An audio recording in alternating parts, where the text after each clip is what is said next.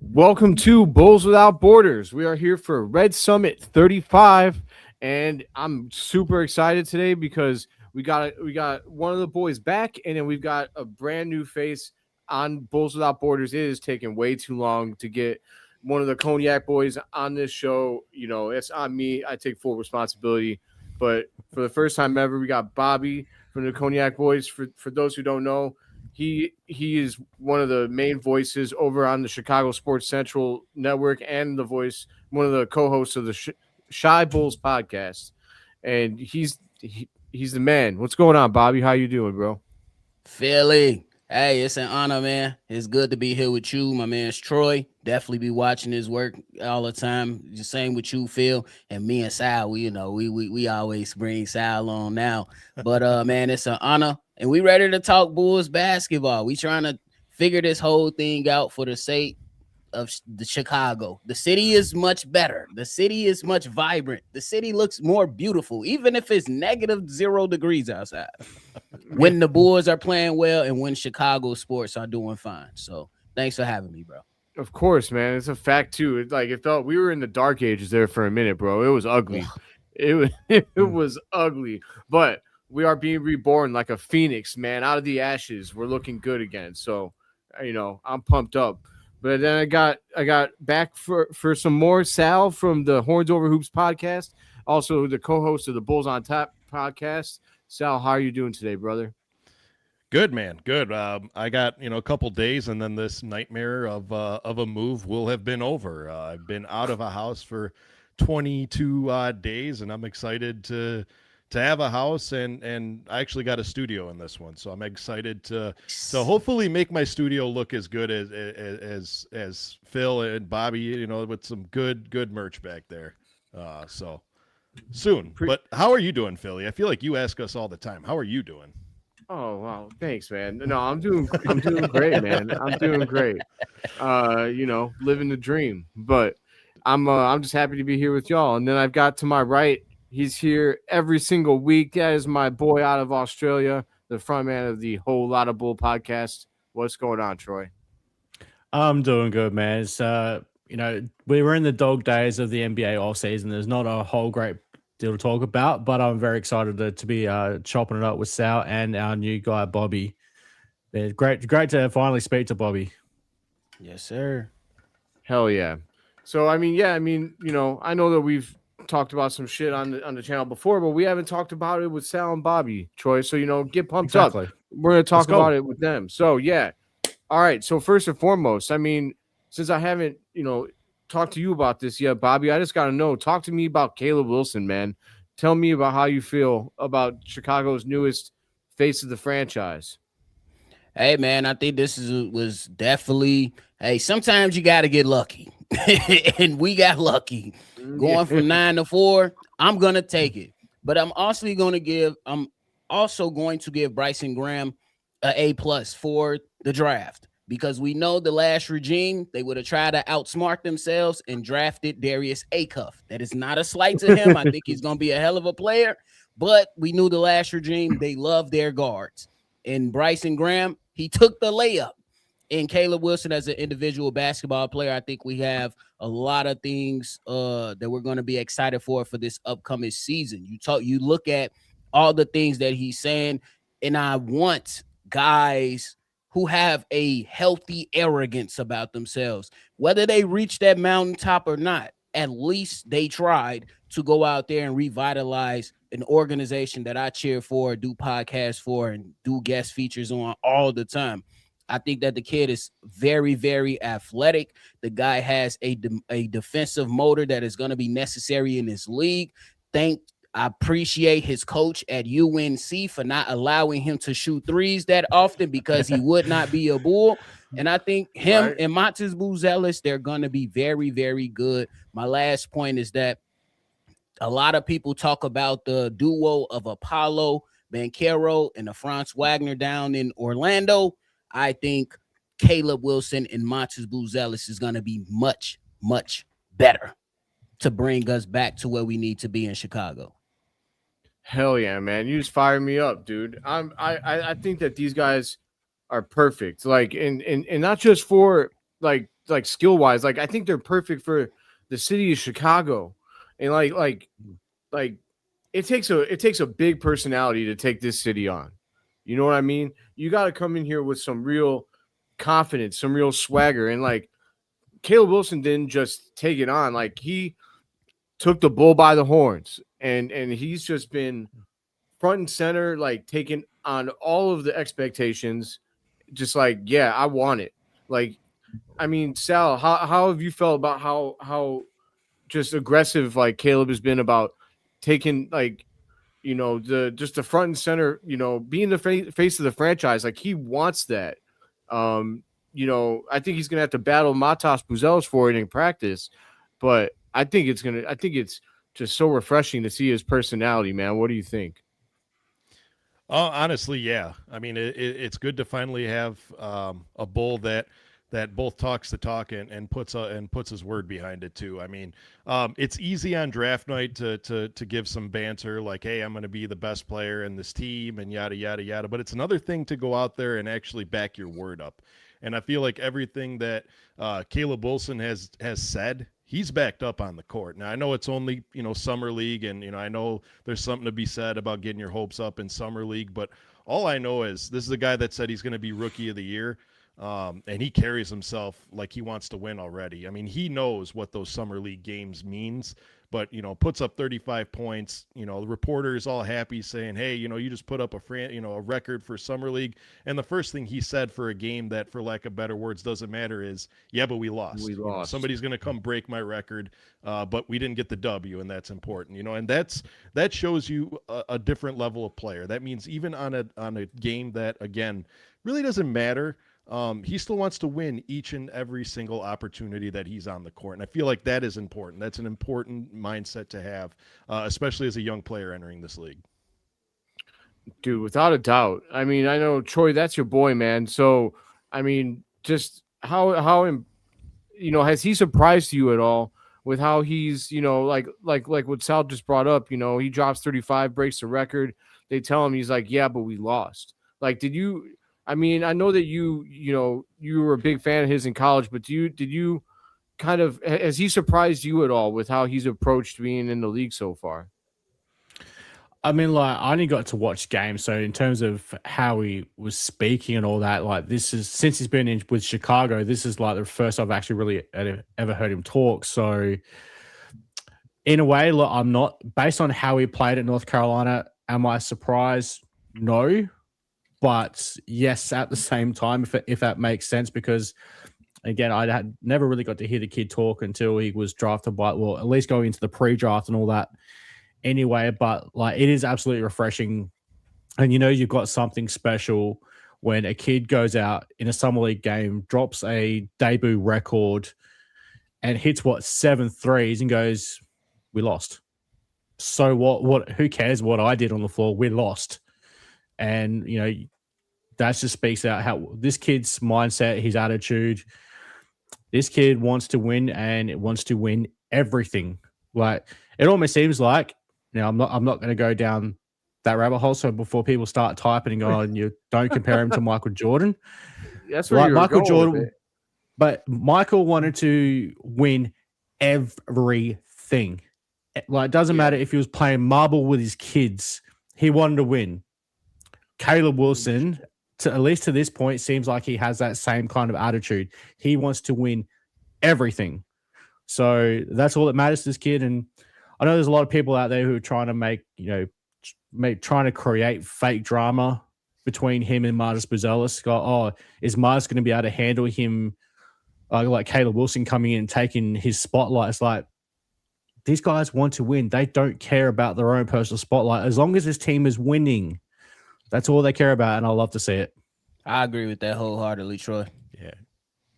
Hell yeah, man. I definitely. And I think what has me more excited than anything is just the fit. Like let me ask you guys this. If you had the first overall pick, would you have taken somebody else, or would you still have wanted Caleb Wilson? Because I know for me, it would have been really hard to, I felt like he was the perfect complement to what Josh Giddey did well and what Matas Buzelis did well. And I think even if I was at number one, I could have I would have been making an argument for why it was at least, a necessary conversation. Like, what do you think, Bobby?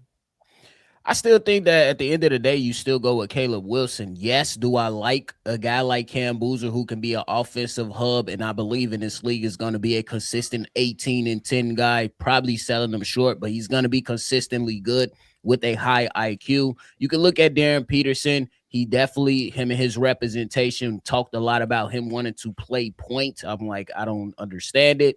But I looked at and then AJ DeBansa, he's a really good basketball player. I think he's actually going to be good. But you look at the upside of a Caleb Wilson and his defensive motor. You look at his offensive game and you really want to hone in on that three-point shot. You take a player like that because whether people want to admit it or not, this is no longer everybody is going to construct their team to fit or match up versus a small ball def lineup and go versus Golden State. That's no longer here. Now it's a big man's league. Now it's we have to be physical. We have to play defense. We have to score in a variety of ways than just outside shots now. So I think at the end of the day, even if the Chicago Bulls went number 1, I think I probably would have still pulled the trigger on Caleb Wilson because of the upside. And I think that the KG comparisons, they were going rampant over the offseason. And I respect Caleb Wilson for this thing only before I close it out. He said, don't compare me to KG because he's a Hall of Famer. I respect it because so many times my generation and the generation, they came after me, they love to disrespect the guys that came before us. We should be embracing that. We should be embracing that. What are we doing disrespecting those legends that paved the way for this new era to ingratiate itself into basketball? So I think ultimately, at the end of the day, I still would have went with Caleb Wilson because of that upside. If you can tap into that potential, you can definitely have yourself potentially a top 10 player in this NBA. Dude, you speaking facts, speaking right from my brain, brother. And I love that you said that about the former players. Like it's the recency bias is pretty crazy with how it is nowadays. Everything is always the best ever. It's like, well, wait. I mean, it's at least worth more of a conversation. And so and I love, like you said, that Caleb paid his respects to a man like KG. And even though we do see like there are parts of what Caleb is that do remind you of Kevin Garnett, at the end of the day, Caleb is gonna carve a special niche for himself. To the point where in the future people are like, this guy reminds me of Caleb Wilson. That's what I think he wants to be. Like, Sal, overall, what impresses you most about Caleb Wilson? I mean, to me, what impresses me the most is the demeanor. I mean, like I said, this is a guy that's 19 years old and he's carrying himself like an adult. Like I know he's an adult, but like he's carrying himself like a 10-year veteran. He's carrying himself. He's saying things like he's been through it already. And in reality, he hasn't played an official game. And that's the most impressive part is his maturity level is already at a level that you can put him as you could already put him in leader category. I mean, he already has that personality trait like, hey, whether I'm the future of this team, whether I'm the solo lone wolf, or if it's going to be me and Modest, I'm ready to take the reins of the leadership role. I feel like that's something you cannot teach. I mean, you can teach skills, you can get in the gym and you can work on your game. You cannot teach personality. You cannot teach leadership qualities. That's something you have to bring it to the draft combine. You cannot have that taught to you. I agree, man. I think it's really rare to see a guy like Caleb Wilson, like the way that he carries himself and the things that he speaks, and then not only says it but follows through. Like all of the work he's putting in, all of the thousands of shots this man is getting up every single goddamn day is incredible. And I just think it speaks to like we've got something really special here in Chicago. Like Troy, I want to repeat the question that I gave to Bobby, to you, because I know that you were big on AJ DeBansa and he's a special talent, but like, I mean, how do you feel about if you were number 1, like, would you have still gone with Caleb or would you have seen a different player? Would you have rather gone with DeBansa? I think it's a really tough question as as much as I absolutely love Caleb Wilson, the only player I would have taken or considered ahead of Caleb Wilson is AJ DeBanter. People can say what they want about Cameron Boozer or Darren Peterson, all going to be amazing, great players in this league. So I know some people get in their feelings when you try to say, I prefer this player over that player with who they like. All these guys are going to be great, great players. And now, based on what we have seen from Caleb in the Summer League, and again, it is only Summer League, so let's not buy too much into it. Mm-hmm. But now it's made more of a case where I would take Caleb over AJ DeBanter, because what I saw from AJ DeBanter, I've said it on this show, I think he has the potential to be one of the all-time greats. Caleb Wilson is now like, damn, like that's now he's adding that if that shooting is real, and let's just call it at 30, like say at 35%. I'm not going to say he's going to be a sniper out there, but if that 3-point shooting ability is real, then holy crap, like this league is in trouble. Yeah, facts. And I mean, so I want to real quick bounce it back to Sal, just because you just put something out, 5 reasons why the Bulls could be a playoff threat. And I want to talk about those reasons, man. So can you illuminate just the audience with what you were putting forth there? So basically what I was trying to communicate is, I know the allure is we're going through a rebuild. I know that, the common consensus is that, this city and this franchise has pretty much swallowed the pill that we're not going to be done rebuild. This isn't a one and done off-season rebuild.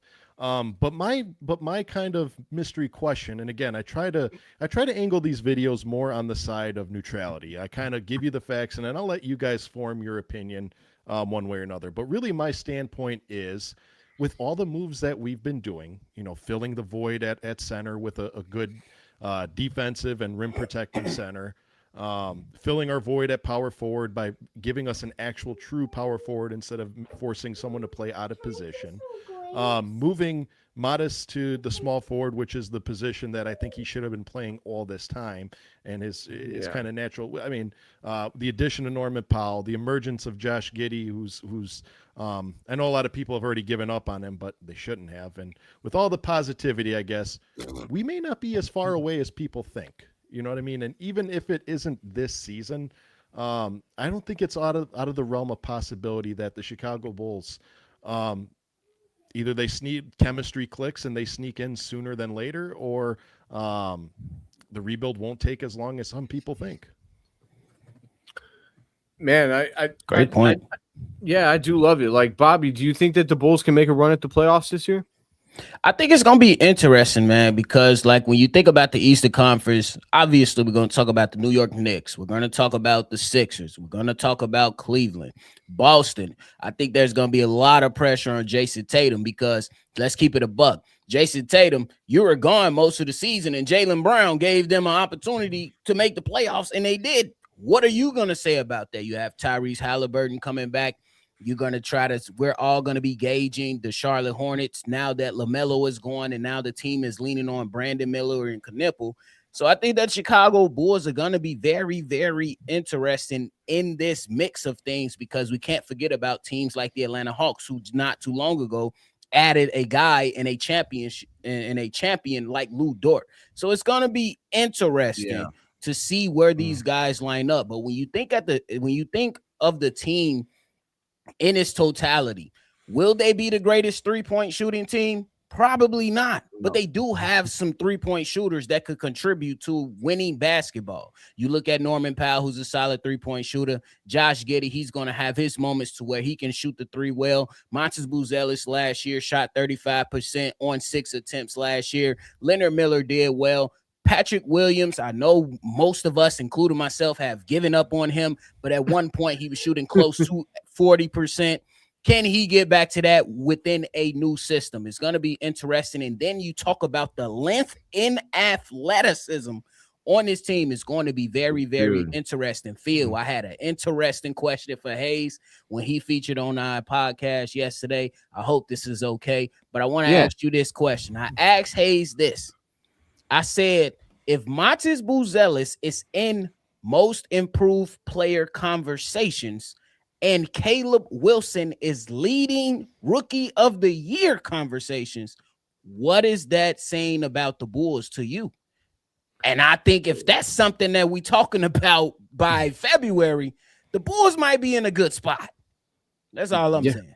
Yes, sir. I mean, what that says to me is the Bulls are, one of the top up and rising emerging teams in the NBA, and you can't really put like a limit on what they can do if they're still improving. Like, that's the thing. Like, they have so many young players that we can pontificate all day about what we think they're going to be. But at the end of the day, like, development is not linear. We don't know what's going to happen this year. We don't know if Matas Buzelis is going to take that leap. He was averaging 18.5 points a game after the trade deadline last year. Does he get even better? Because if you're talking about a guy who can average 20 points a game, not only doing that, but also a top 10 shot blocker, one of the best isolation defenders, like doing his thing, then you got a Caleb Wilson. If he's leading in rookie of the year, you're talking about one of the most promising players in the NBA. And then what do you got at point guard with that? One of the best, they call him the barista. Neil calls him the barista because he's always serving it up just how you want it. Like, dude, you it's a perfect mix to me. And then I didn't even mention Norman Powell, who's an all-star last year and who can stretch the floor, consistent, is that vet giving them the advice they need. And can Nick Claxton roll it back a little bit, was in the dungeon, hanging out with the Nets. They were tanking. It must have been hell over there. The last time he had a coach on a team where he was trying to win was when he had Thiago Splitter in 2022-23, and he was blocking 2.5 shots a game. He led the league in field goal percentage with 70%. Like, if you can get even 80% of that player, you upgraded big time, especially defensively at the center position, especially over the end of the year. If you're going to consider what we had there, no offense, Nick Richards, and definitely not, God, I can't even. Sal, your guy. What was Sally? Yeah, your boo-boo. There we go. That's crazy. All the love in the world to your boo-boo. But, like, dude, Nick Claxton could be a big upgrade over that. And this is the kind of center I think that is best for Josh Giddey because he's not always the best defender, but now he's got people behind him that he can count on. And then not only that, but on the break, what he's got with him in transition is incredible, man. The Bulls are going to be a nightmare if take those threes if you want to, because if you miss and the Bulls get a long rebound, you're done. It's over with. You're getting dunked on the other end of the floor. Like Troy, am I crazy? It could be one of the top transition teams in the NBA. Oh, easily, quite easily. Like Josh Giddey running the floor with Caleb and Martis on filling the lanes. You got, Norman Powell also there to pull up three potentially. And you got Nick Claxton trailing from behind to run that center lane. Like again on a fast break, options are aplenty for the Chicago Bulls at the moment. So no, this team out in transition is going to be fun. And I know, and rest in peace to the great Stacey King. He was calling him Magic Giddey. We might see a little bit like, not necessarily like he flashy passes, but you're going to see some special stuff from Josh next season, I reckon. Yeah, man. Did you just hit me with the Michael Jackson? Yeah, Magic Johnson. Magic Johnson. You said the he. I was like, wait, what? I love it, man. Oh, you took me out of my element for a minute. But yeah, man. I mean, like Sal. What do you think that Nick Claxton could bring to the team this year? Like, I've seen a lot of people down on him, man. I've seen a lot of people that are I've seen ESPN gave us a C+ for this offseason. And look, man, I've got my opinions about ESPN. I just think that's like you're overlooking what it could be big time. Like, what do you think about what Nick Claxton could do for this organization? I mean, Nick Claxton, he automatically slides in and fills the holes that we were short on last season, and that was rebounding. I mean, as much as we like to think Vooch was a great rebounding center, let's just face it. He really, I mean, how easy is it to get 10 rebounds when you're 6'11"? I mean, it's not that hard. But what Nick Claxton provides is somebody who will go up hard for those rebounds. That's not somebody who's just going to reach his hand up and back tap a ball. That's somebody who's going to go up hard with two hands, grab the ball, get you more second chance opportunities. One of the other voids that the Chicago Bulls had last season was we had lack of second chance opportunities, and what a player like Nick Claxton, not only is, he's going to make it that much harder for the opposition to go up for a layup on him because, between him being 6'10", 6'11", the other two behind him, 6'10", 6'11", and Modest and Caleb respectively. I mean, you play a 2-3 zone, nobody's coming down the lane and trying to get a fast one on you. You're going to make them earn it the hard way.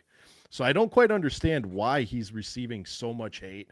I chalk it up to the people who just really wanted Jalen Duren or Walker Kessler. But I mean, if you're going to give me a C for trading, basically a player that played 6 minutes and people forgot what his name actually is for an all-star caliber center. And I'll say it, I think that Nick Claxton on a better team is an all-star caliber center. You're going to give me a C. I'm going to call you crazy. I'm going to have you start packing your boxes because you have no idea what you're talking about. But all in all, what he provides is he provides hope. He provides something that we got the center, and he's on such a team-friendly contract that if we like what we see, we bring him back. You know what I mean? Absolutely, man. Yeah, man. I mean,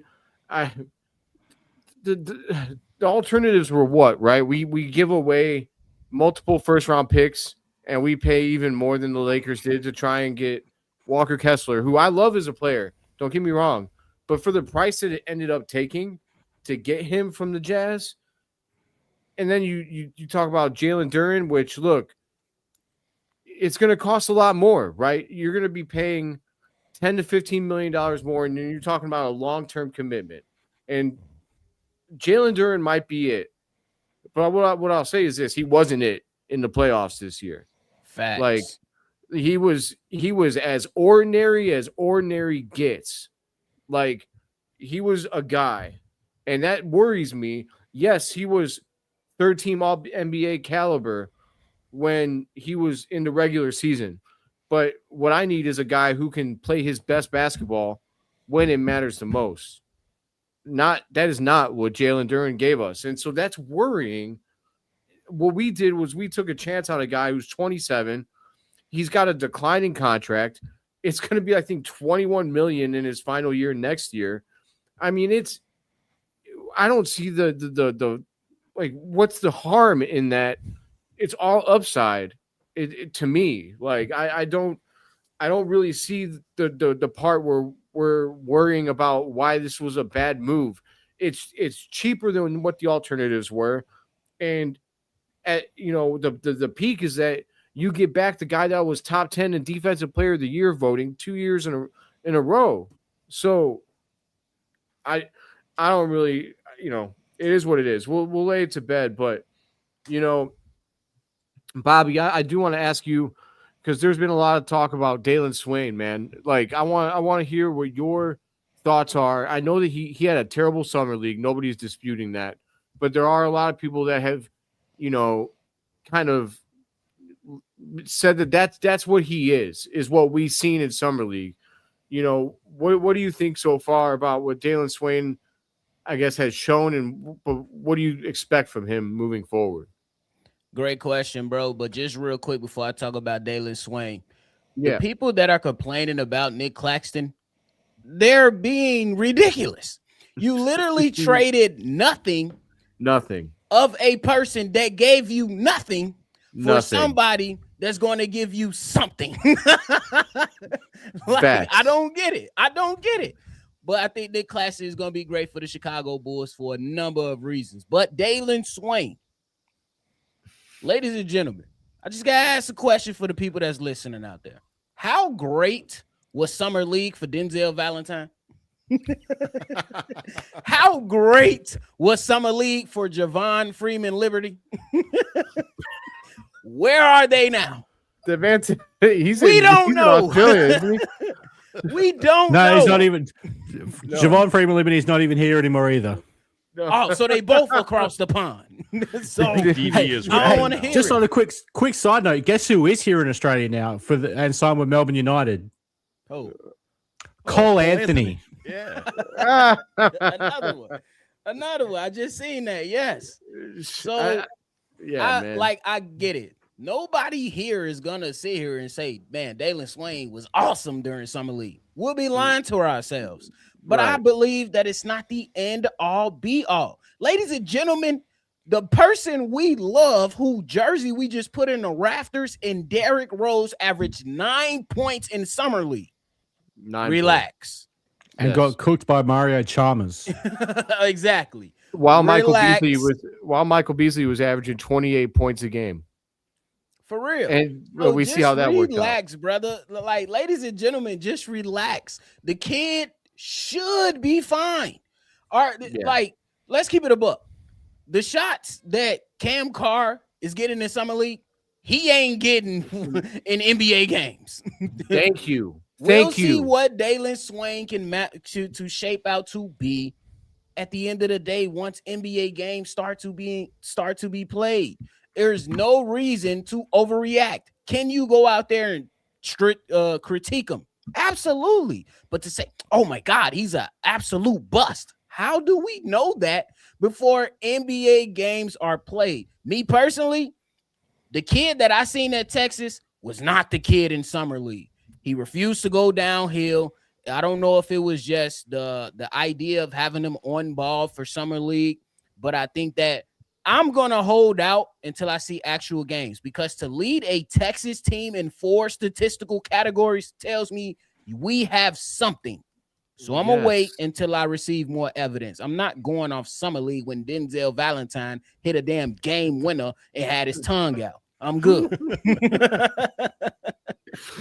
Bro, drop the mic. This I is mean, Bulls that was Nation. What'd you expect? that was yeah. That's a fact, Troy. That's a Yeah, fact. man.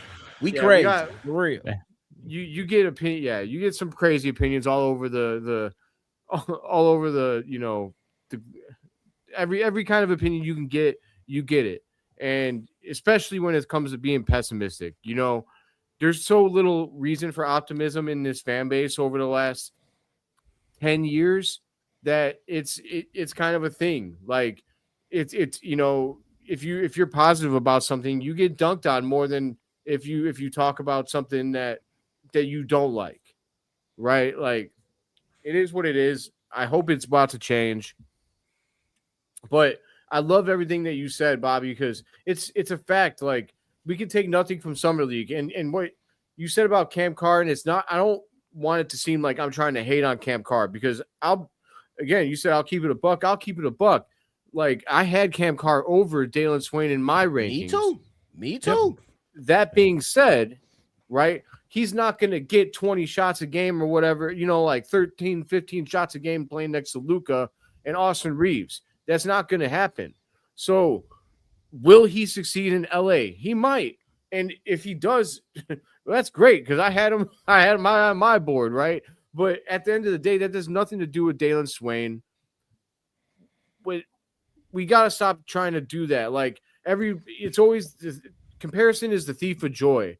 We want Facts. Dalen Swain to be perfect for what we need him to be. And that doesn't mean that he has to do it this year either. This is you're playing the long game, man. You don't draft a player for what he's going to be right now. You draft a player for what he's going to be in 3-4 years. So, I'm begging Bulls Nation to just chill out, chill with you don't need to be first to saying that he sucks so you can come back and brag about it if he does. That nobody gives a shit. Like, just give the man patience, because I'll tell you what doesn't help. blasting him on social media and hoping that he sees it so you can feel better about your negative opinion. Like, it's not helping. Like, that's my thing is like, we want to say that these athletes don't see what we're all saying. That's not true. They do. So like, to me, the fan base can do more for this team by supporting them even when it's not going as great as we all want it to. I guess I'm getting into like a sensitive category here, but I mean, Troy, what do you think about what I just said? Man, like ultimately, and I was gonna say this earlier, like unless you turn into Michael Jordan or Scottie Pippen from day one, you suck as far as Bulls Nation is concerned. Like you dog shit, you're trash. Trade them, get them out of Dodge straight away. Unless you are Michael Jordan or Scottie Pippen from the get go. That's just what Bulls Nation is like. And hey, we all love C-Red Fred. Like he's crazy with his profits and all that sort of stuff. But the man loved Denzel Valentine that much.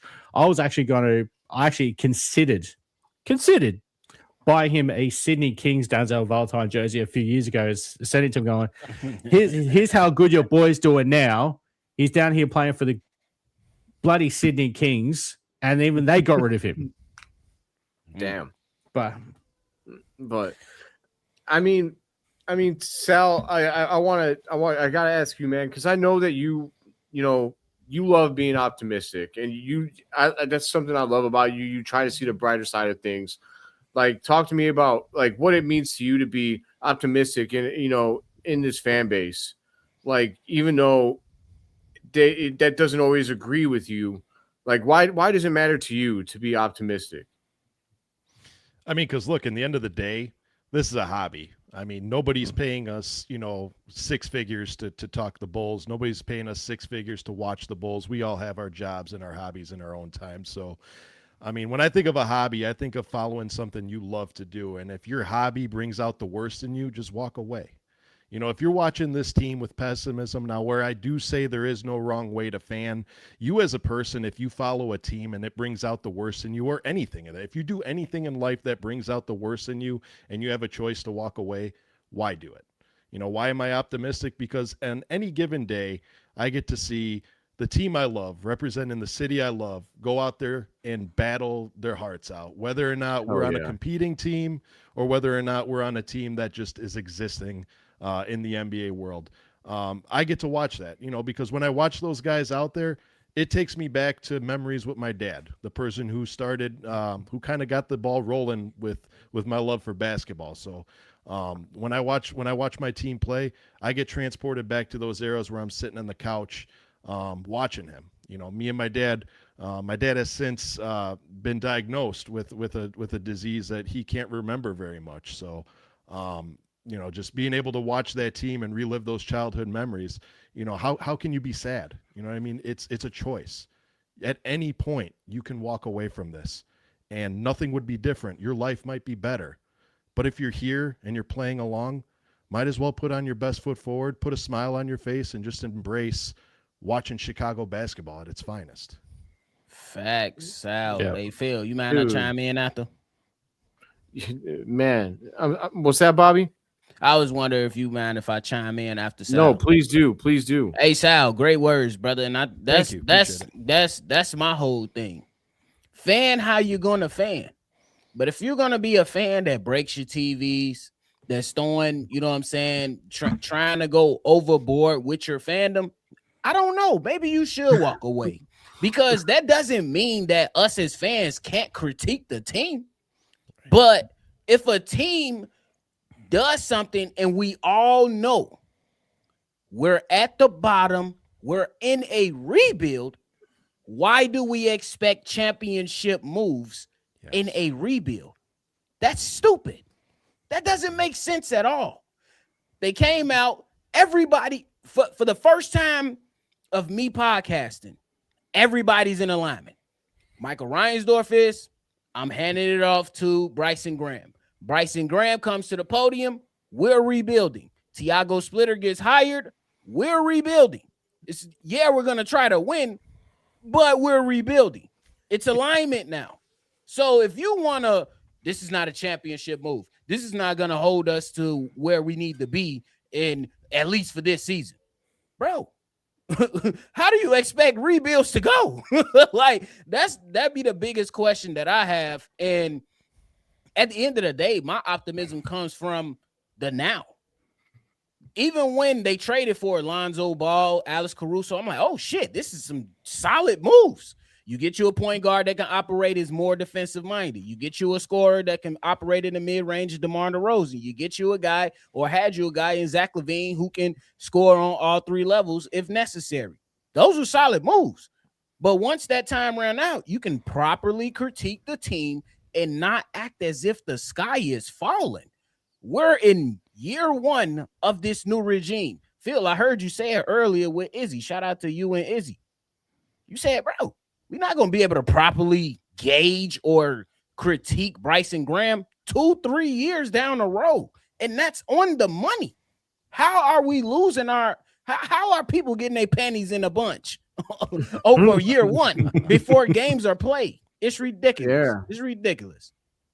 Yeah, man. I mean, you're speaking truth to power, my friend, because it's the day and age that we live in that we're not willing to wait and see how things play out before we take them to task. Everything, we wait for step one when we all know that a journey takes 20 steps, whatever. But we wait for step one before we lose our shit. Because if step one didn't go the way we wanted to, that means the other 19 steps must be shit. And it's just not true. Like, at the end of the day, we have no reason not to place our trust in this regime. What does it do any of us any good to decide that Bryson Graham sucks right now when he's had one offseason, one draft, which, by the way, nobody's giving him credit. Like, everyone wants to take away the credit for drafting Caleb Wilson. Again, like you just said earlier, Bobby, the last regime would have drafted Darius Acuff Jr. So, why doesn't, Bryson Graham get credit for taking, yes, maybe too many, the obvious choice, but he took the layup. He didn't pass it out like Ben Simmons, not taking the damn shot when he was wide open. Like, my bad, Troy. I didn't mean to talk about your country, man. But, hey, man, I do not consider that man an Australian. He is weak as fucking piss. Look, at the end of the day, Bryson Graham took the obvious choice, and it was the right choice. And at the end of the day, isn't Caleb Wilson the most important part of all of this? Who's going to be here for the next 10 to 15 years? Caleb Wilson. Who's going to lead this franchise and have the biggest say as long as he pans out to be the player we all think he'll be? Caleb Wilson. So if Caleb Wilson is who Caleb Wilson is supposed to be, the rest of this isn't that big of a fucking deal. Like I'm sorry, I don't mean to raise my voice, but it's just like, dude, chill out for a minute. Like, the player that you didn't, okay, you wanted this guy, you didn't want that guy. All right, let it play out, then cast your judgments. But these knee-jerk reactions to players, I just don't understand it. I think we are on the right track. And I haven't been able to say that about Bulls basketball for years because we've had dumber and dumbest, in the fucking in charge of this franchise. I think Mark Eversley might be dead. Has someone heard from him? Phil, don't you wish you could sign $1 million contract and disappear? I'm just saying, brother. We all want it. Troy, wouldn't $1 million be good and we could just disappear? Dude, hell yeah. That'd be crazy. I'll take that'd it. Be great. I mean, I'm just worried. I think AK might have killed him. So that's the only thing I'm worried about. Like, he said, like Mark Evans said, I don't think we should take Patrick Williams. He said, he slit his throat. Like, are you okay? That's all I want to know, Mark Eversley. Are you okay? But was he even a real person, or was that just like some sort of hologram? Exactly. Hold on, dude. Never heard from that man again. Still haven't heard from him since. Is he even employed? I didn't look. Like, I don't know. But shout out to him and his family. I hope he's okay. But at the end of the day, I just think the Bulls are on the right track. That's the most important thing. You know what I mean? Like, to wind it back, because I know that we kind of hit a crescendo there, though. But like, what do you think? I want to wind it back to Leonard Miller, man, because a lot of people have been talking about this dude, and he has a lot of potential. He can play the 3, he can play the 4. Nobody really knows what to expect because this dude, obviously he flashed last year at the end of the year, but it was March basketball. Bobby, what do you think do you think Leonard Miller is going to earn a big role on this team? Like, do you see a future for him? Absolutely, he's gonna earn a big or have a big role with the Chicago Bulls team. I think about his 3-point shot. I think about his motor defensively. I think about his attention to detail when it comes to rebounding and help defense. I think that he put on a hell of a show and gave the Chicago Bulls at least this new regime an idea of what he can provide for this team. Bryson Graham and Tiago Splitter said the calling card is going to be on defense.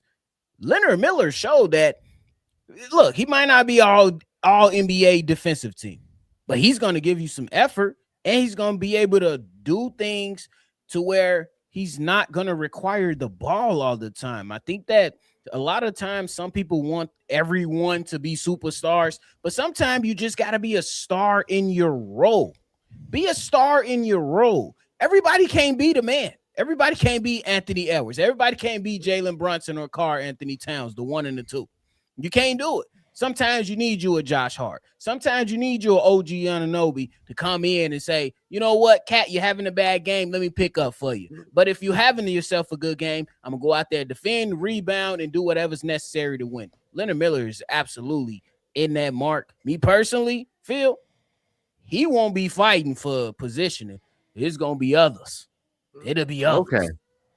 I love that. I think, Leonard Miller, I think he's going to ball out this year. I was actually saying, like, I know that we didn't end up doing it, and it'll be fine either way, because if he deserves to stay, the Bulls will figure out a way for him to stay. But I was saying they might have wanted to decline his option and just actually sign him to like a 3-4 year deal while he's still kind of cheap. Which would have been a smart deal.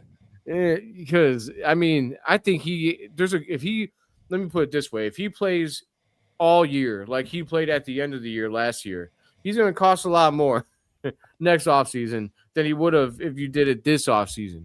But I understand Bryson Graham wasn't here, wants to see him under Tiago Splitter. I can understand that.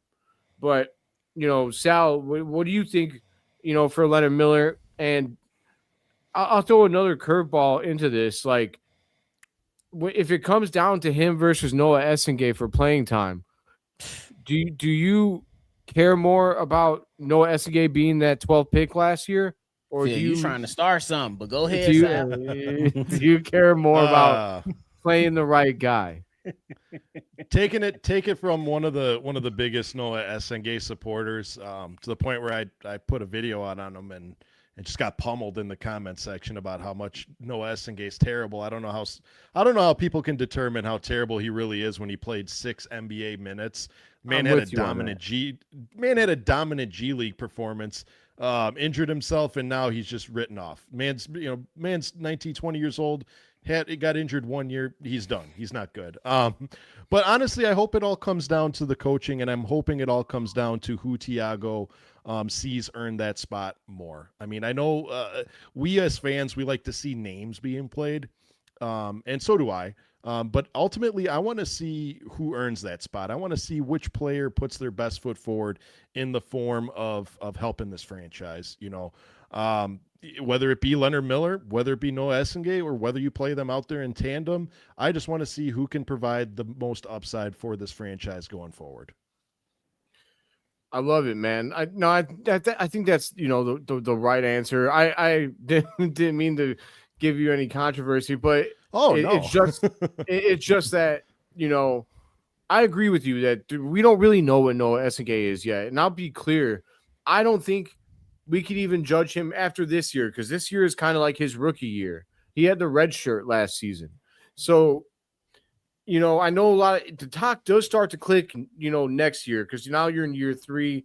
Like, you're getting towards the end of that contract. Bulls got to make a decision eventually. But I do think that people arriving to conclusions on him so far, I think it's a little premature. I mean, Troy, I'll pass that same question to you.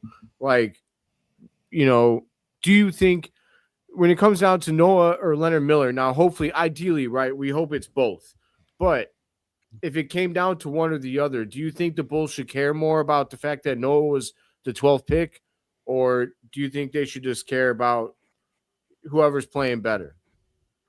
It's going to be whoever's playing better. In the day, like I do want to see Noah earn some minutes. Like I don't think he should be gifted anything. He does need to earn the minutes and build his body up, and he's got to also show he's got the confidence in that shoulder after the surgery last season, which I think he did a little bit of that in the summer league. Like I said that Hayes in my show on Whole Lot of Ball a little bit earlier.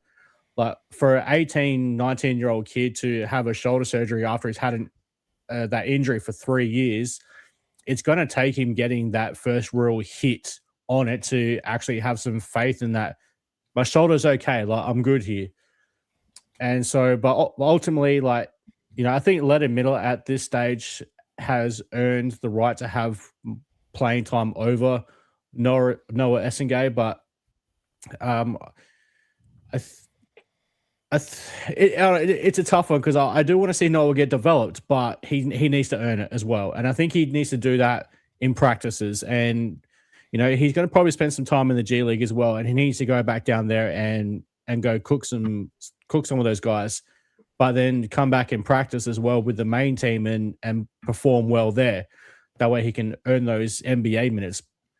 But at this stage, I think Leonard Miller's got the leg over him at the moment.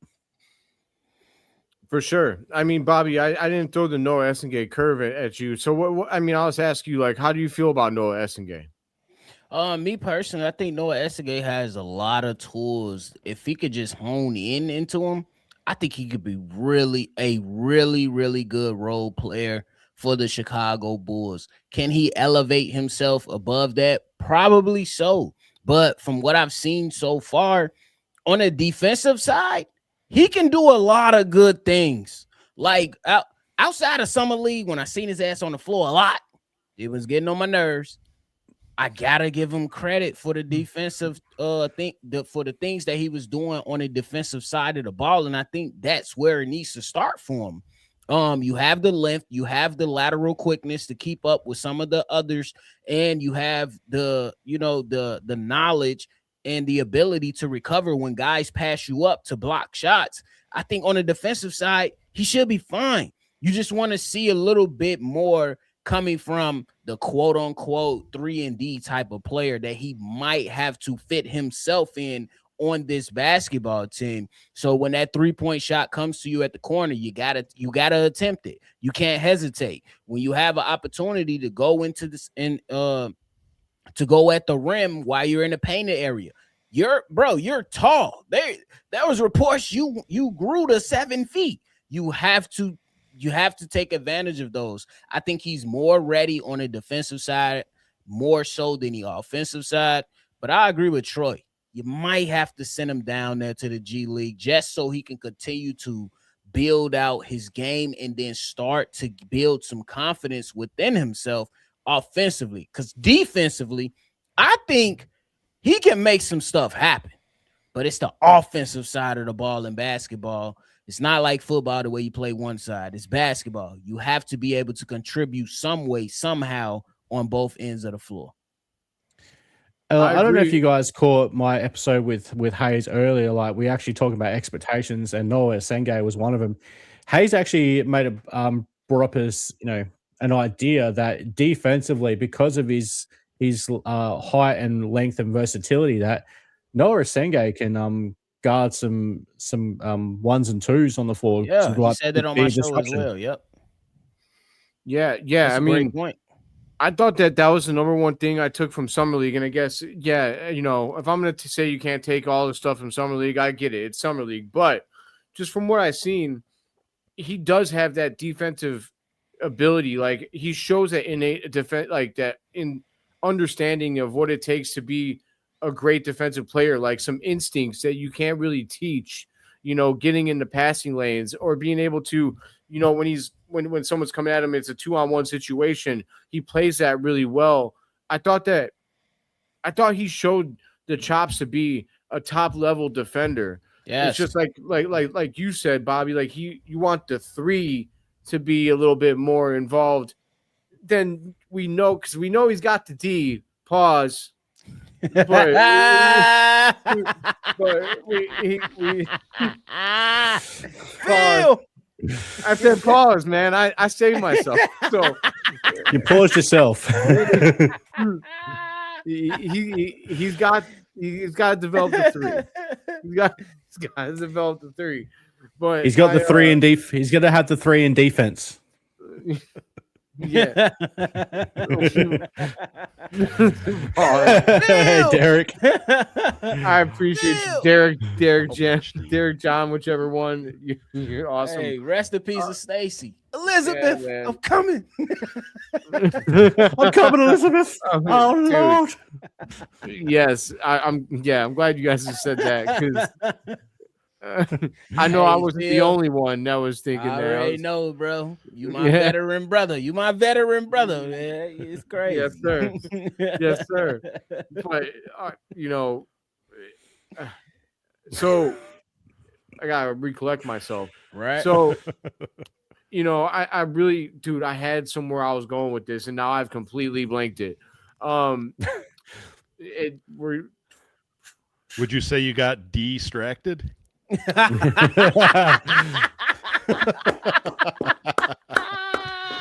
No, I'm a dad. I got to make those jokes. No, great. I did not get distracted by the Great. D. I did not get distracted by the D. We're not going there. What dude, about the why double can't I D's, remember? Phil? What about the double D's? Okay, now we talking. But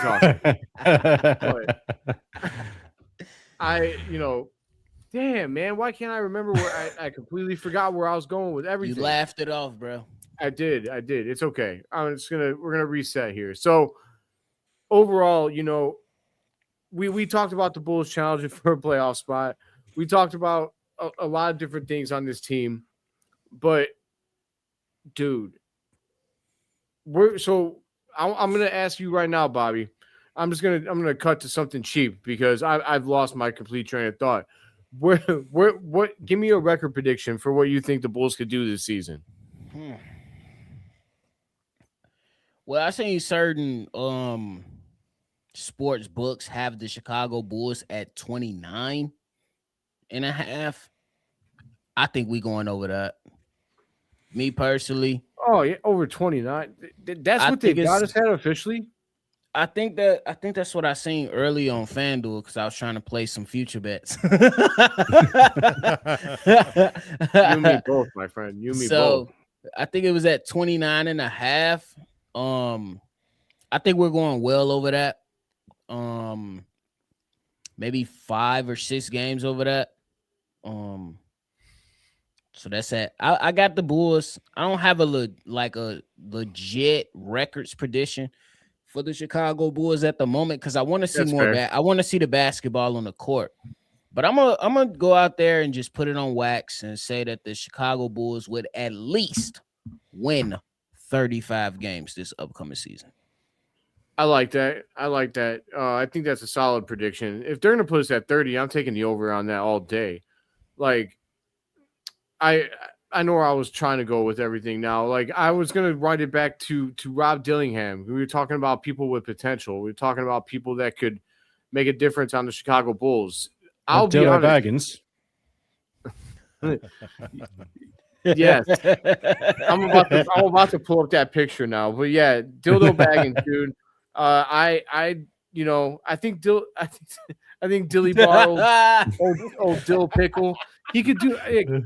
I'm not a big believer in him. I gotta be honest. Like I think I'm out on Dillingham, but I know that there's people that do believe in him. I actually had somebody that told me he was going to take Josh Giddey's minutes. I think he's got to worry about taking Trey Jones's minutes first. But somebody said that? Someone told me that straight up. Yes, in my comments, it was like, yeah, that's crazy. He's gonna play Josh Giddey off the court. I said, okay. Yeah, that's crazy. See, I'm not that delusional, but I am on the opposite side of you and saying that I don't want to count the kid out yet. I want Okay. to see a little bit more. But I want to throw this back to you. This is a question that I asked Hayes yesterday on my show because we had him on our show on Shabu's podcast. I said, we know that Rob Dillingham is not gonna be an explosive scorer. But in your evaluation, if Rob Dillingham can hone all his talent in and become a more offensive-minded Trey Jones, would that be a more acceptable role for him? And what I mean is because Trey Jones, he's a guy that does every fucking thing. He's literally a high IQ basketball player. You need him to defend, he's going to defend. You need him to distribute the ball, he will. You need him to take a three, get to the lane, he will do it. But in your mind, can Dillingham hone that in? I got to see it, but I'm interested to know you. So my opinion on it is if he can, then like if he could be a more offensive minded Trey Jones, that works. But in order to be that, I need to see more on the defensive end. Okay. Because that was to me the big difference between Trey and Dillingham. Because I'll agree that Dilly, like he's a microwave. He can give you something, like he can heat up and score in bunches. That being said, two things. Well, one, I need to see him do that against great teams because I think he did that at times last year, but it was usually against some of the bad teams. You need to see him perform against the better teams, but also just give me – he doesn't have to be Trey on defense, but just give me a little bit more resistance. You know what I mean? I think that's fair. Yep. That's all. And after what I just said, I don't mean to bring this up, but like – Dildo Baggins. I thought that was Dalen Terry for a second. I'm like, is that Dalen Terry? I'm like, you got right. What? That's what I thought. Like that Dalen Terry Terry coming to dance for the Bulls again. Come on, man. Hayes made that during one of our episodes way back. But Howie says he likes Atwell over Dilly. I like that. I like Atwell. Phil, what? You come out of Texas Tech shooting 45% at the three in college. You follow that up by doing the same thing in summer league. I'm intrigued. I'm intrigued. Yeah, I agree with that. I agree. Like, I don't know who the Bulls are going to put as their 15th man. I know a lot of people are settled on Jalen Sellers. All I'm saying is don't sleep on Donovan Atwell. Like, I thought that he showed a little something. What I liked most about Donovan Atwell in Summer League was that he was a man who knew his role. Like, he made the right basketball play. What's that? 3-point sniper. That's his role. Yes. Like, he made the right basketball play. Like, and, like, you know, if he wasn't open, he got rid of it. If he was open, he shot it. And more often than not, when he was open and he shot it, he made it. He was sniping from out there. That's the only thing I can say about Jalen Sellers is at times he kind of pushed because he was trying to prove himself, right? And especially in that first game, he kind of froze Caleb Wilson out. And it was like, hey, man, chill out a little bit. Give it to that guy. Like, you're a guard at the end of the day, man. So, you know, but I like both of those players. I really do, and I hope they can keep them both in their system. You know, on the Windy City Bulls or on two ways. Like I like both of those players for sure. Agreed. But you guys, we've been here for an hour. Look, this is one of my favorite episodes of Bulls Without Borders. I'm just gonna say it. Like, this was an elite episode. I love Bobby. It was awesome having you here. I'm gonna be annoying because I'm gonna be asking you to come back. So just let me know, brother. Hey, look, Fridays is my favorite day of the week because we heading into the weekend. You can get as drunk as you want and still got 2 days to recover at my age. I feel you. Anytime, just let me know if I'm not doing nothing with the family, man. I absolutely come up here and hang out with you guys and talk Bulls basketball. Hell yeah. If you got Sal and Bobby, if you guys got like, you know, even just a quick one-word answer, if you like, What do you guys think about? Would you have Benedict Matherin in Chicago? Oh, Sal, go first. Dude, One-word thank you. answer. That was exactly what I was going to talk about earlier. That was what I was going to talk about earlier when I lost my train of thought. Thank you. That what it can be. You can elaborate if you like. We can make it one last discussion, or you can just give a quick one answer, and we can head on out of town. Whatever you want. My one-word answer will be tentatively. I think. Tentatively? Sal, you done? You want me to? I mean, yeah. If you want to You elaborate, can give I'll more if you elaborate. want, because go ahead. I'm not in a rush.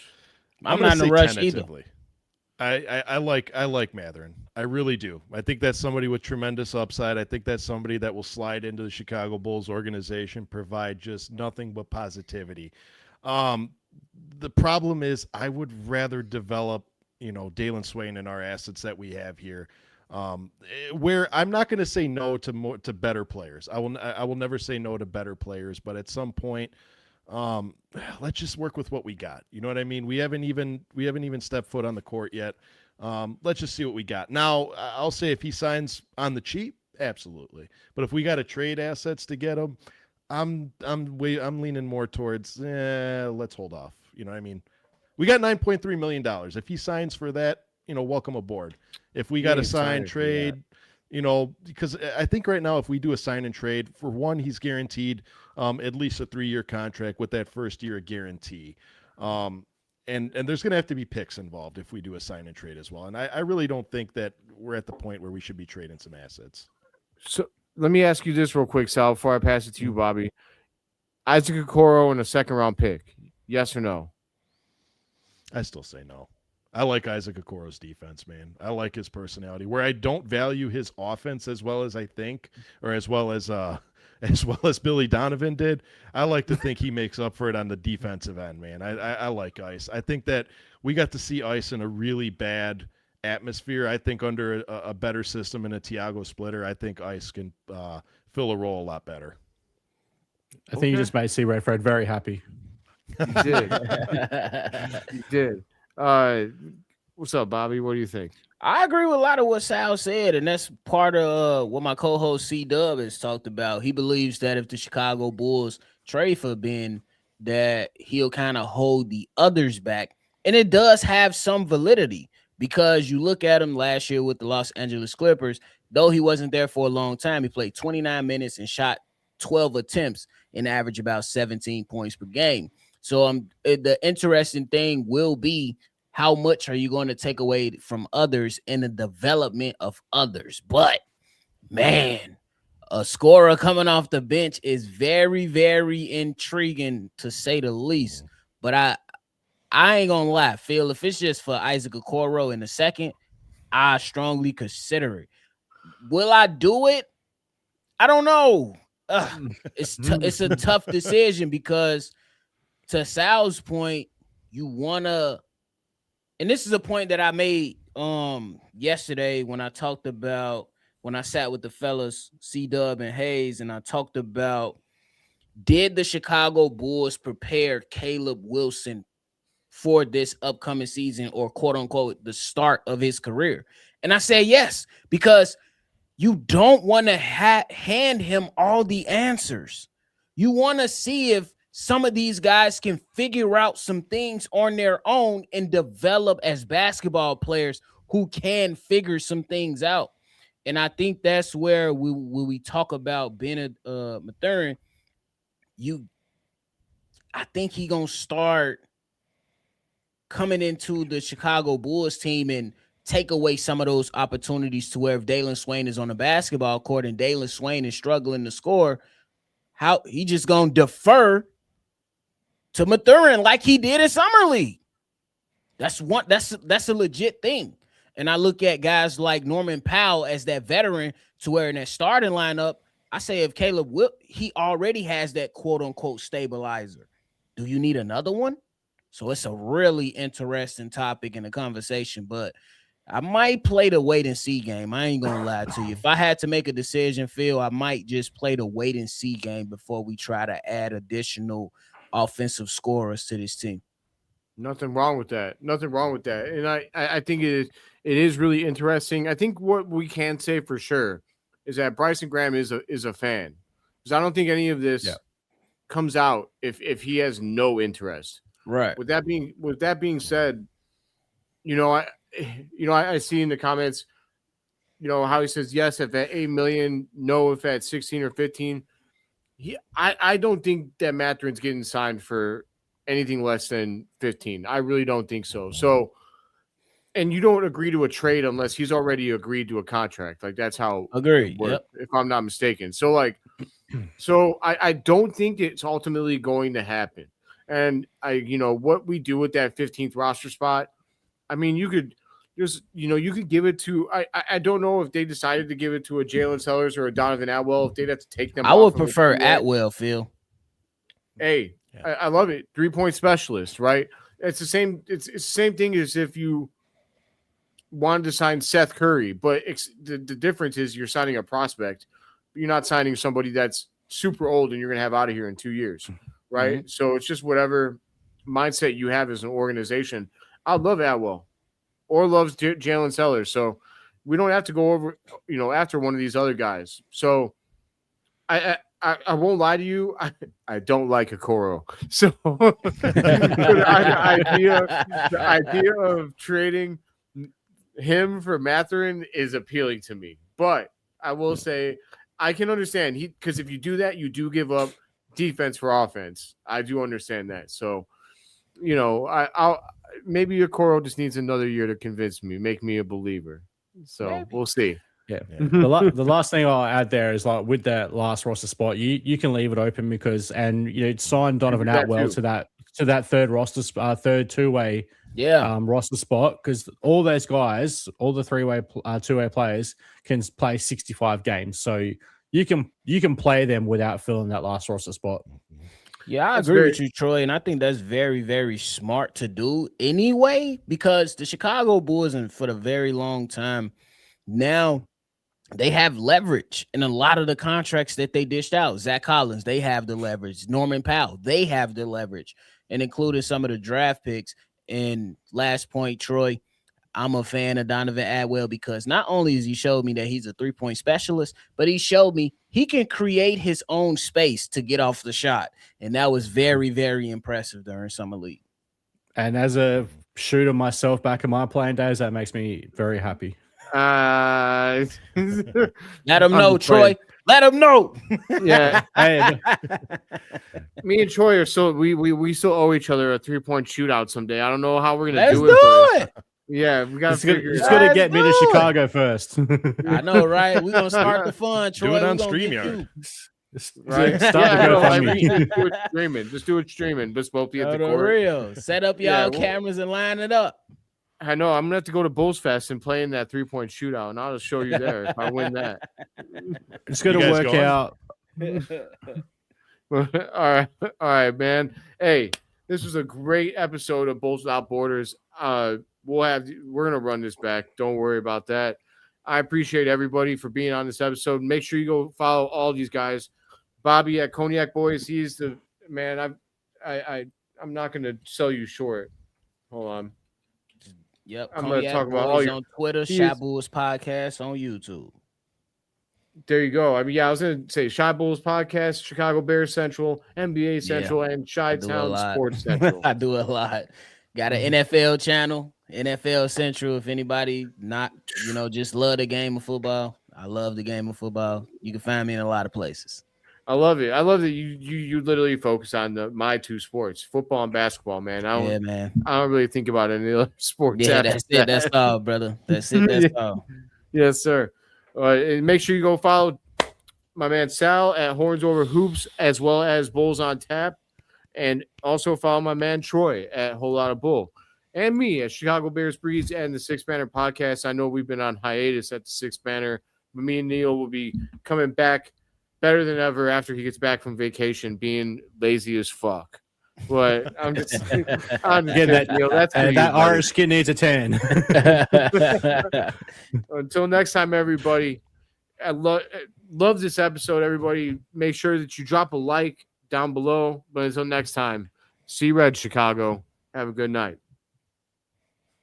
Let's go Bulls.